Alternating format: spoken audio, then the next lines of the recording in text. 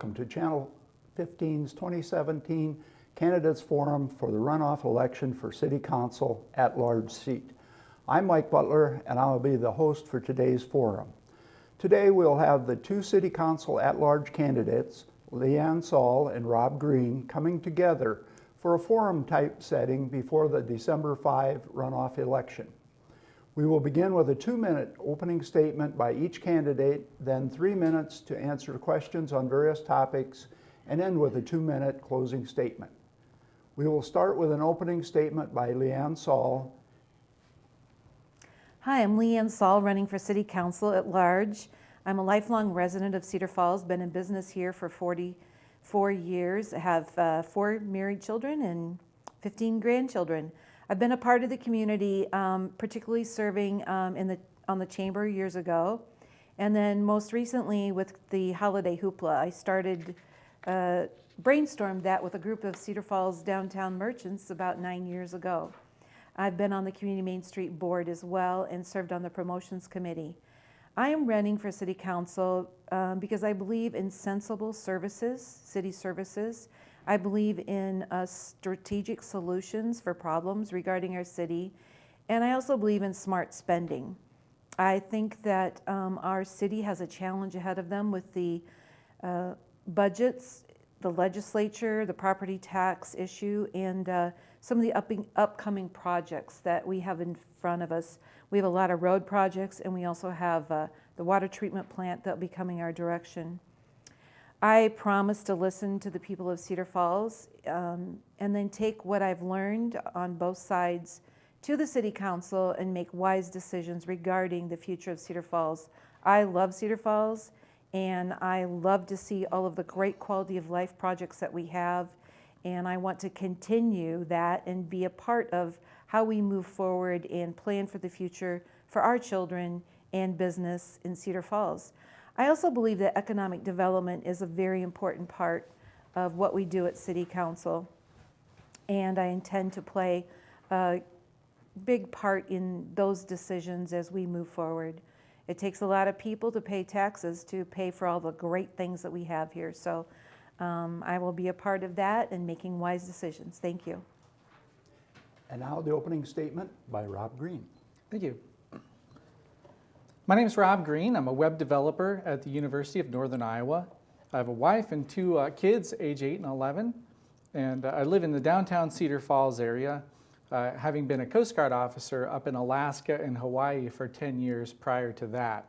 My wife is from Waterloo originally, and we settled in the Cedar Falls area so that we could be near her parents. And we've loved the life that we've been able to develop here, and I'd love to enable others to have that kind of life as well. Over the past year, I've built a campaign that's focused on bringing the ideas and perspectives of a diverse group of Cedar Falls residents together. These conversations have informed my vision for Cedar Falls. It's the Cedar Falls that I'd like to leave for my kids and their kids. But more importantly, during this campaign, I've been able to build up relationships with others to see what their views should be for Cedar Falls as well. Through constructive and respectful dialogue, we can create a shared vision of a Cedar Falls that's attractive to residents, businesses, and visitors in the decades ahead. I believe that my experience, initiative, civic passion, and leadership skills make me a great fit for this position. And in the forum today, I hope to show why I'll be an effective representative for the people of Cedar Falls. Thank you. Before we begin with the first topic of discussion, I wanted to note that each candidate took part in the city's annual goal-setting session last week to hopefully glean more information of how the council and the mayor set budgetary priorities. The first topic: what are your thoughts regarding the public safety model the city has implemented over the past few years? Rob. Thank you. I look at the public safety model as being twofold. You have the desire to cross-train personnel and to have an efficient force for responding to fires and law enforcement incidents. And I think that's great. I think that we do need to have that kind of cross-training available. However, I'm leery of the model of combining the positions and saying that one person can be just as effective as a firefighter as a police officer. So while I support some of the initiatives and even the idea of the public safety program as a whole, I don't believe that we should be replacing firefighters one for one with police officers or public safety officers, as they're calling them now. I think that that's an overstep of the value of that program, and I would really like to see additional firefighters specifically hired in rather than just PSOs at this point. LEAANN. In going through the goal setting and budget, it's been very enlightening as to how the program should work. I believe in the public safety officer program. I believe that cross-training is beneficial for the citizens of Cedar Falls. Each of those positions cost us about $100,000 a year, and then the continuing costs therein. I do agree that we should be replacing full-time firefighters with full-time firefighters. I believe that public safety officers are a great addition and are very helpful in fighting fires. It just brings more firefighters to a fire when necessary. I think that our team building could be better. I believe that the public safety office building will help enhance that program, and I'm looking forward to how our public safety officers can work together as a team for the benefit of the citizens of Cedar Falls. Thank you. The second topic is the City of Cedar Falls budget. Can each of you give us an idea of where you believe we are in terms of financial shape, what you see in the immediate future, and how you plan to address taxpayer dollars in the long term? LEAANN. Regarding the city budget and the property tax, it's been the city's goal to keep our property tax ask level and not ask for more, and they have done a very good job of looking at their capital improvement programs and all of the things that the city needs to do. I think that's why we need some conservatism on the council. There are many projects that would be great for Cedar Falls, but they will ask, we would have to ask for a tax increase to do that. So I guess it's the question that we pose to our citizens. Do you want your taxes to go up for specific projects, or do you want to keep them level, which will keep in business and industry and people moving to Cedar Falls? That's one of our greatest assets, is that we have one of the lowest tax rate asks in the state of the top 20 cities, and we still do some really great things. So I would really look at projects and see what the benefit is to Cedar Falls before we move forward on any great projects. And Rob. We're looking at about a $96 million expenditure every year. And from what I've seen from looking through these giant briefing books that the city staff has given us, there's a lot of information that's available in here, and it's difficult to digest down very easily. So being able to take this information and look at the big picture perspective, I think is probably the most important thing that a council member can do. Looking at that, my view is that, as LEAANN SAUL had said, the property taxes individually are quite low. They make up about 20% of the total revenue for the city. And I also see that some of the things that we are looking to spend money on in our capital improvement plan could be scaled back. I see that we list things in the capital improvement plan and we say, okay, we're just not going to fund that for this year or this next year, and we kick them down the road. My sense is if we're considering not funding projects, just remove them from the capital improvement plan entirely, allow us to free up this space of, okay, this is the money that we're actually going to need, rather than have a laundry list of things that we would just like to have in the future. So I personally would love to see, for instance, the public safety building, have that pushed back. I don't think that that's going to be in the cards for now. But spending $11 million on this building, when I just don't see it having the kind of justification currently, I just don't see it's there. I think that we will need a building in several years ahead, but if we wait, we potentially open up the option of using the trooper building, that facility space, and having more options for the future. I just am concerned with these decisions that we make for our budget, how it affects Cedar Falls as a whole, moving either city property or as businesses move to the south, I want to make sure that we also are focusing on our central downtown area and North Cedar as well. So city spending has a key aspect to that.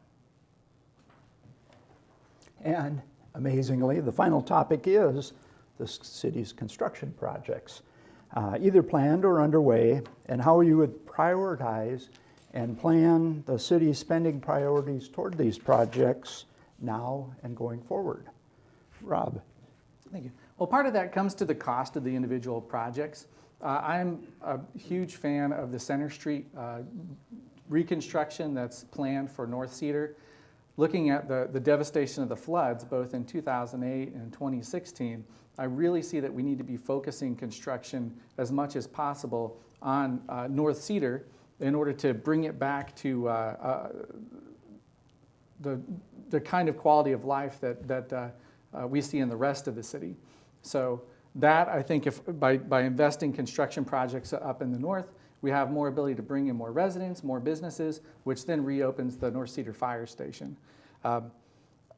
Large-scale projects, of course, we have the Viking Road and 58 construction project that's going to happen because of safety and because of traffic bottlenecks there. And then also First Street reconstruction is coming through. So those all are expensive projects and they're high priority.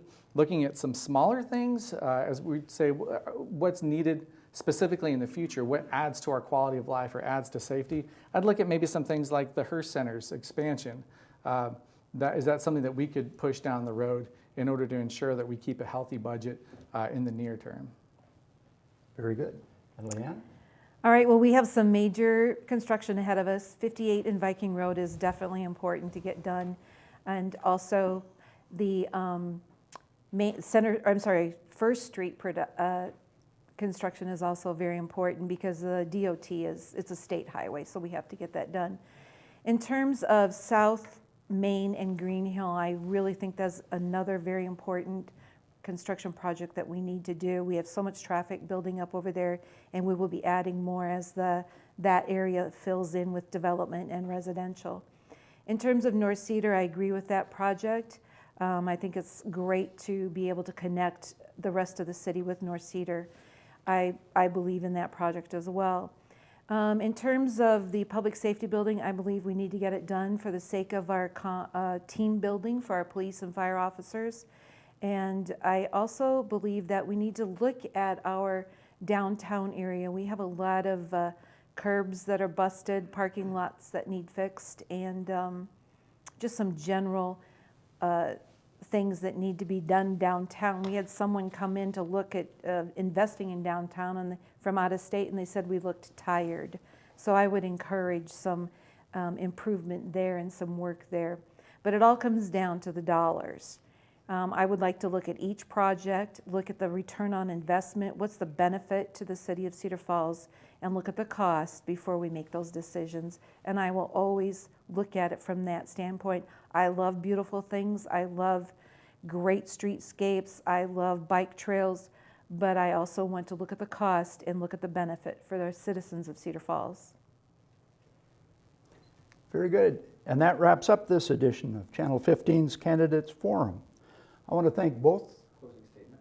Oh, you're right. I'm sorry. Rob, a closing statement. Thank you. I want to say thanks to the city of Cedar Falls for putting on this forum. It's an important thing in the life of our city that we discuss these issues, and I'm glad we have the opportunity to do that. I'm grateful for the support and trust placed in me during this campaign, and I'm proud to have brought together people from all sides of the political spectrum. I'm looking forward to serving as a connector, encourager, and relationship builder, and to have a facilitating role for residents of Cedar Falls in the years ahead. Our town belongs to all of us, and I'm eager to facilitate conversations and spark the ideas and innovations that are needed to carry Cedar Falls successfully forward. I hope this forum has shown you why I'm a great fit for this city council position, and I hope to earn your vote December 5th. Very good. And LEAANN? Thank you to the city of Cedar Falls for hosting this, and thank you to all of my supporters and those who have been getting out and stumping for me. I believe that strong leadership is necessary at the city level to look at all of the aspects before us and as we move forward and progress as a city. I've always said that listening is key to good decision making, and I love to be involved in those kinds of plans. I think what our goal setting and our strategic planning that our city has put into place is absolutely fantastic. I love to be a part of that, and I do want to hear all of Cedar Falls and what they think and what they would like to see. I love bringing a plan together, so I ask that you vote for me, support me on December 5th at the runoff election. I will listen to you. I care about Cedar Falls, and I have the courage to lead. Thank you. Very good, and my apologies, but that now does wrap up this edition of Channel 15's Candidate Forum.